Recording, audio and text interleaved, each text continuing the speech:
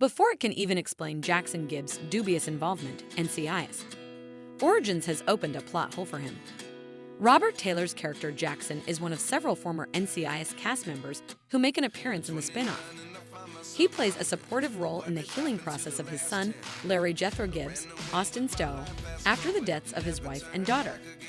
As NCIS established, it is clear that Jackson and Gibbs have a weak relationship, but NCIS also said that the characters had no relationship at all, which is not true in the prequel.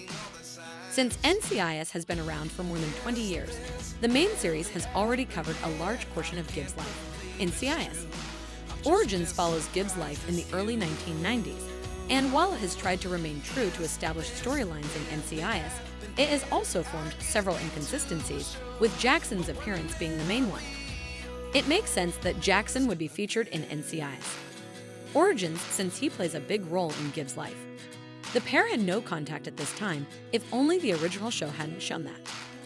Jackson has been a recurring figure on NCIS Origins so far, but according to NCIS and Mark Harmon's Gibbs, Jackson and his son are not meant to have spoken to each other since Shannon and Kelly's burial. Jackson initially appeared in NCIS Season 6, and it was then that Gibbs stated they had not talked to his dad in 15 years. The atmosphere in Season 6, Episode 4, when Gibbs and his dad reunited, was powerful and uneasy, and it was evident that Gibbs retained some feelings of hatred.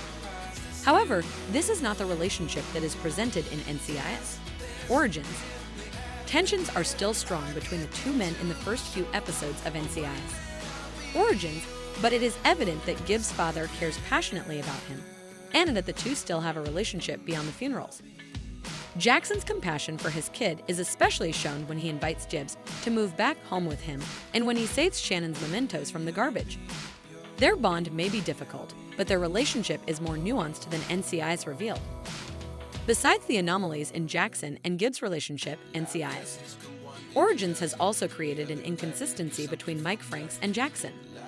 The two characters purportedly met in NCIS Season 8, Episode 1, when Gibbs and his loved ones were being targeted by serial killer Paloma Reynosa as revenge kills.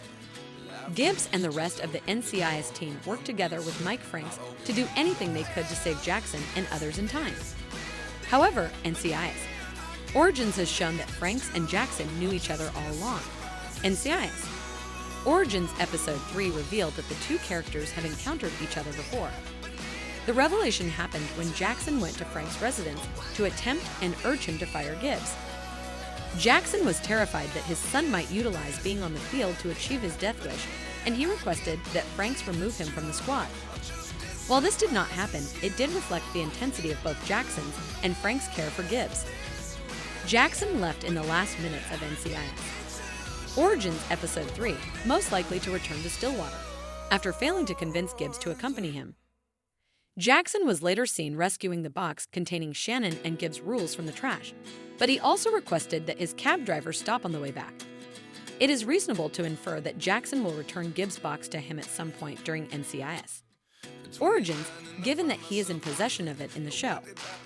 Although Jackson's return to the prequel is still uncertain, his possession of the box of rules does allow for a brief appearance. It seems unlikely that Jackson will play a significant part again, though, considering Gibbs and Jackson's tense history. Putting away the contradictions in their connection between NCIS and NCIS Origins, both shows still feature their hardships. Furthermore, by the time NCIS Season 6 aired, the flagship did demonstrate that the two were essentially unrelated.